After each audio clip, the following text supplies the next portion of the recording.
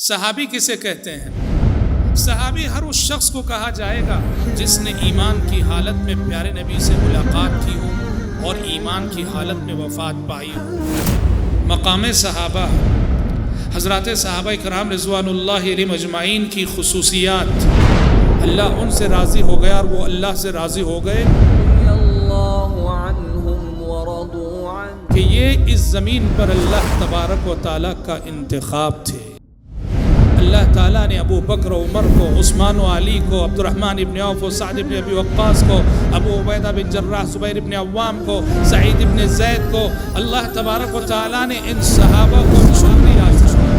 یہ صحابہ اسلام کے اولین داعی بن گئے، کتاب و سنت کے اولین مبلغ بن گئے، اور دین اسلام کے لیے سب سے پہلے قربانی دینے کا اعزاز اور شرف بھی اسی جماعت صحابہ کو حاصل ہوا۔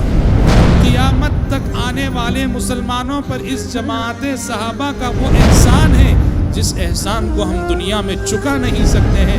رب العالمین ہی حشر کے میدان میں ان کے احسانات کا بدلہ انہیں دے گا۔